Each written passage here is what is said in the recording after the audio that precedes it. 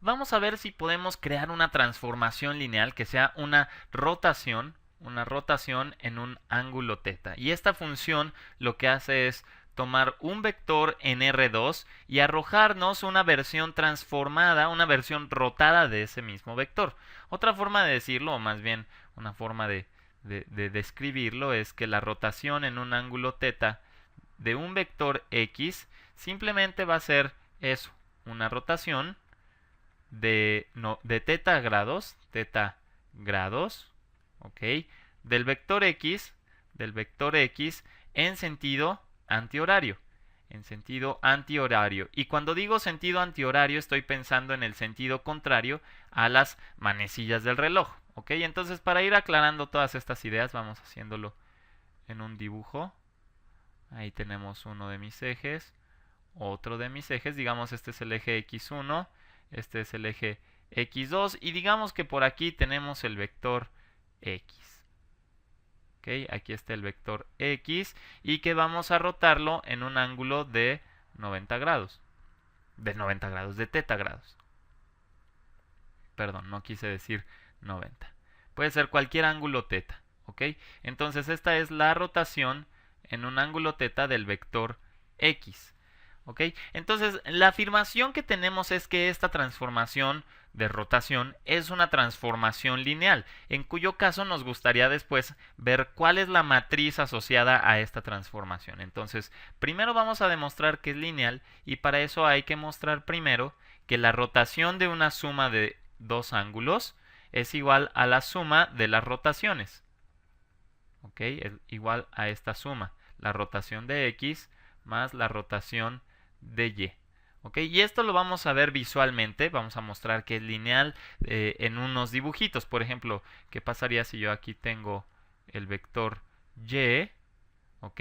Y entonces, si yo tengo aquí el vector Y, vamos a construir su vector rotado por un ángulo teta. Digamos, es más o menos este.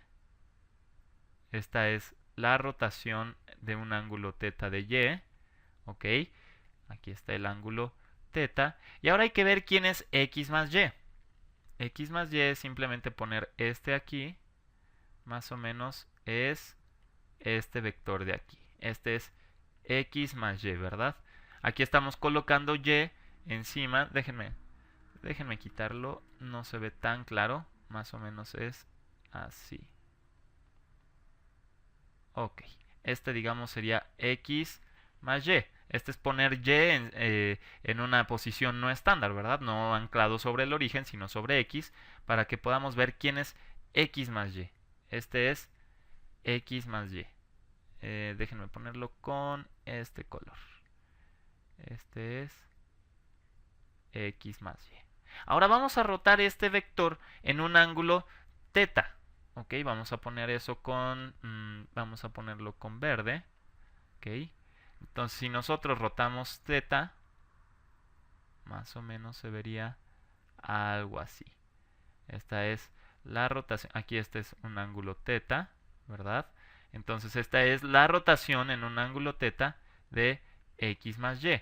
Ahora bien, ¿qué pasa si rotamos? Aquí tenemos ya la rotación de Y en un ángulo teta y tenemos la rotación en un ángulo teta de X. Entonces, si ponemos este vector encima de este otro, más o menos nos da, digo, aquí pueden ser algunos errores de dibujo, pero sí se ve más o menos que la suma de estas dos rotaciones fue igual a la rotación de la suma. Entonces, hasta este momento ya hemos visto que sí cumple esta propiedad de separar las sumas. Muy bien. Ahora tenemos que demostrar que la rotación en un ángulo teta de un reescalamiento de un vector, es decir, multiplicarlo por cualquier constante, es esa constante por la rotación del vector original.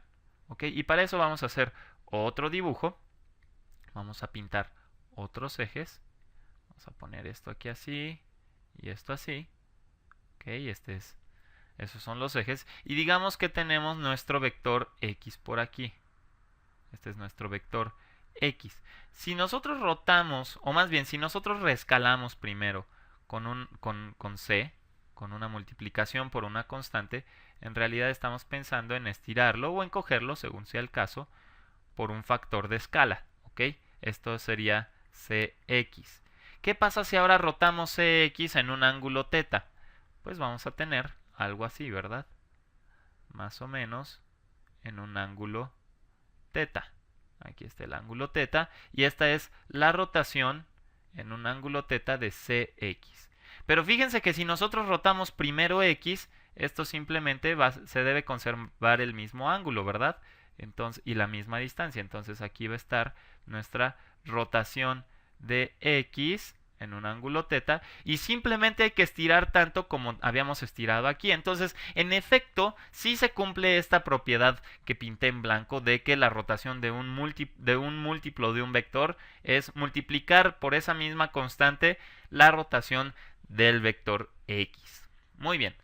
Entonces, si en efecto tenemos que esta transformación, la rotación en un ángulo θ de x es lineal, si esta es lineal, quiere decir que podemos expresarla como la multiplicación de una matriz, que de hecho vamos a llamarle A, y que es de 2 por 2, porque va de R2 en R2, por cada vector x que se encuentre en el espacio R2, ¿verdad? Y lo que tenemos que hacer, como ya hemos visto en otros videos, es tomarnos la matriz identidad, en este caso de 2 por 2, que va a ser esta matriz, la 1, 0, 0, 1, y aquí lo que nos está dando son dos vectores, los dos vectores canónicos de R2, ¿verdad? E1 y E2. Entonces, tenemos que ver dónde van a parar estos dos vectores al aplicarle la rotación para definir cómo es la matriz de transformación de las rotaciones. ¿Ok? Entonces, estamos diciendo que la rotación está dada por esta matriz A, ¿ok? Que es simplemente aquella que tiene como columnas a la rotación en un ángulo θ de E1. Esta es nuestra primera columna, que de hecho vamos a escribirlo bien. El vector E1 es el 1, 0. ¿Okay? Es esta rotación. Y como segunda columna vamos a tener la rotación en un ángulo θ, pero del vector 0, 1. ¿Okay? Entonces, esta matriz de aquí es la que queremos encontrar.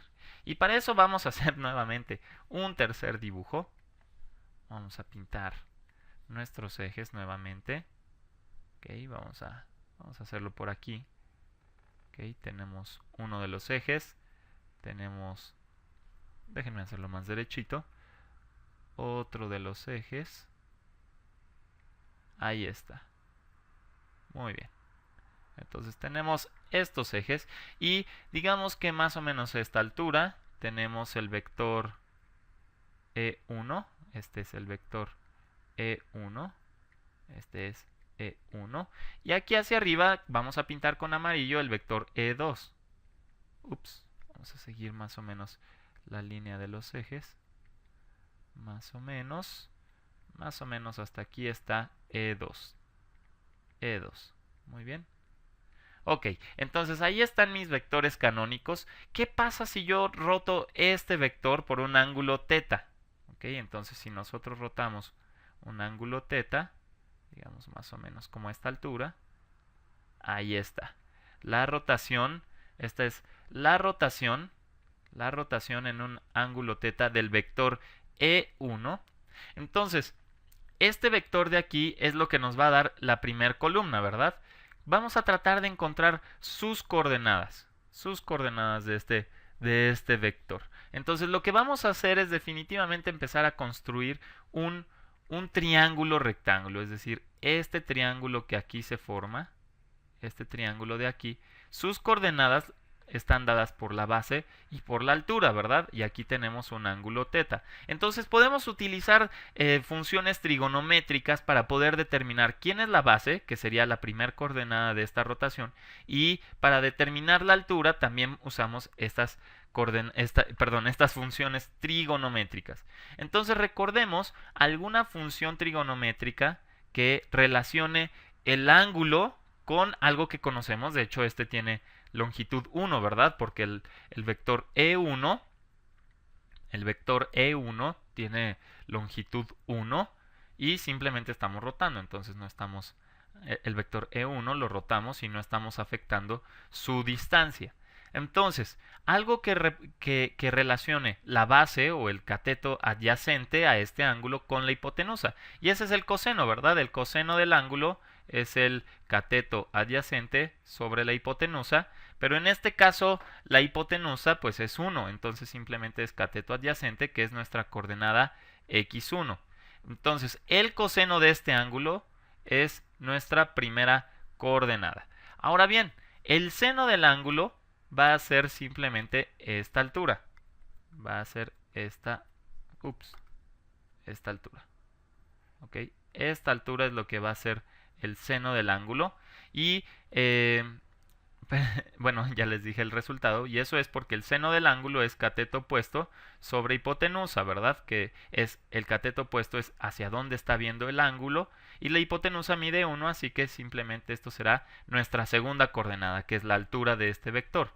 Entonces el seno del ángulo es la segunda coordenada de esta rotación. Déjenme quitar esto que ya no nos va a servir.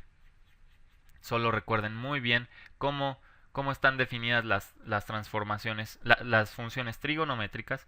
Y ahora nos vamos con la rotación del ángulo θ, pero de nuestro vector E2. Entonces, si nosotros rotamos, digamos, por aquí, este E2, un ángulo θ, ¿ok? Digamos este. Ahí tenemos nuestra rotación. Esta es la rotación del ángulo, de E2 en un ángulo θ. Y nuevamente podemos construir un triángulo rectángulo, ¿verdad? Aquí tenemos este ángulo. Y nuevamente, ¿quién va a ser ahora la coordenada en X? Pues simplemente va a ser esta distancia, que es exactamente la altura, digamos, de este triángulo, visto si la base estuviera sobre el eje de las Y. Entonces, esta altura nuevamente es el coseno del ángulo, ¿verdad? Algo que me relacione con el cateto opuesto con la hipotenusa. Perdón, ese sería el seno del ángulo, ¿verdad? El seno del ángulo es cateto opuesto sobre hipotenusa, que otra vez la hipotenusa mide 1. Y entonces también hay que observar que como estamos yéndonos en dirección negativa, entonces sí va a ser el seno, pero va a ser negativo. Entonces, este vector de aquí que tiene dos coordenadas, la primera va a ser seno del ángulo pero en dirección negativa, menos seno del ángulo. Y ahora, ¿cuál sería la altura de este vector? Pues es simplemente esta altura, ¿verdad? Esta altura que está definida con el coseno del ángulo, ¿verdad? Cateto adyacente entre hipotenusa. Entonces, este de aquí simplemente es el coseno del ángulo. Y entonces ya tenemos muy bien construido quiénes son las columnas de nuestra matriz de la transformación de rotación, ¿verdad? Porque dijimos que estas eran las columnas. Así que la matriz A está definida de la siguiente forma. Esta rotación de E1 es la primera columna, coseno de θ, seno de θ, y la otra columna será menos seno de θ, coseno de θ. Muy bien. Esta es mi transformación. De hecho, más bien es la matriz asociada a la transformación. Ya podemos usar cualquier rotación como una matriz por un vector. Entonces, estábamos diciendo, recordemos que decíamos que una rotación en un ángulo θ es una función que va de R2 en R2. Vimos que es lineal y por lo tanto se escribe como una matriz por un vector. Entonces, la rotación en un ángulo θ de un vector X es una matriz que de hecho ya sabemos cuál es la matriz que tiene aquí coseno, seno, menos seno, coseno, y que multiplica a nuestro vector, pues que tiene coordenadas x1 y x2. Muy bien. Entonces, ahora tú dirás, oye, pues qué bueno que ya encontramos una matriz, pero de todos modos me está diciendo que tengo que sacar cosenos y senos y un ángulo, no me está diciendo más. Entonces, aquí dependerá del ángulo en particular que nos estemos tomando, ¿verdad? ¿Cómo le voy a hacer? Voy a hacer un ejemplo muy concreto. ¿Qué pasaría si queremos calcular la rotación de 45 grados de un vector X? Entonces lo que tenemos que hacer es sustituir estos 45 grados dentro de cada una de estas funciones trigonométricas. Entonces esto será la matriz, una matriz que va a ser, que resulta de evaluar en 45 grados tanto el coseno y el seno y poner los signos correspondientes. ¿Cuál es el coseno de 45 grados? Bueno, eso es raíz de 2 sobre 2, ¿verdad? Ya lo hemos hecho en otros videos. Lo mismo va a pasar con el seno. El seno de 45 es raíz de 2 sobre 2. Aquí tenemos menos seno de teta, entonces sería menos raíz de 2 sobre 2. Y coseno de teta nuevamente es raíz de 2 sobre 2, que multiplica a nuestro vector x. ¿Ok? Vamos a ver cómo se vería esta transformación. Si yo tengo aquí mis ejes, digamos aquí están mis ejes, esto estamos trabajando en R2 y no sé, digamos que tenemos alguna figura interesante, digamos que tenemos un cuadrado aquí, un cuadrado que está reposando sobre el eje de las X, ¿ok? Y queremos rotar 45 grados, entonces vamos a utilizar una transformación que rote todo esto en un ángulo de 45 grados. Entonces lo que se vería es más o menos de la siguiente forma. Déjenme poner otro color porque ya se está quedando muy amarillo todo. Tenemos estos ejes, nuevamente es el mismo espacio, y lo que vamos a hacer es esta línea rotarla a 45 grados para que tengamos una mejor referencia. Ahí está lo que sería el eje X rotado, y por supuesto ahí se va a encontrar nuestro cuadrado, ¿verdad? Aquí va a estar nuestro cuadrado rotado ya 45 grados, ¿ok?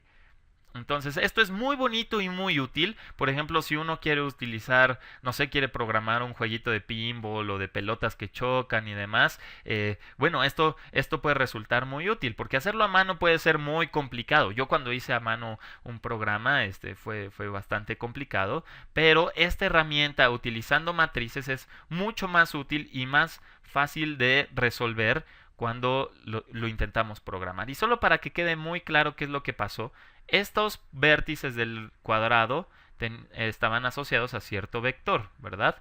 Entonces, este vector al rotarlo 45 grados fue el que fue a dar acá.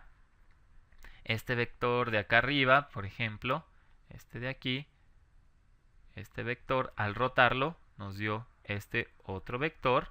Y este vector de acá al final, de esta esquina, es el que fue a dar después de la transformación a este otro vector. De todos modos, espero hayas encontrado esto muy bueno y muy útil. Creo que es de las primeras transformaciones que me parecen bonitas y ya puedes pensar en cómo extenderlo a 3 dimensiones. Si alguna vez lo intentas hacer a mano, las rotaciones en 3D, en 3 dimensiones, se vuelven muy confusas, pero con el próximo video vamos a hacer rotaciones en 3 dimensiones alrededor de algunos ejes.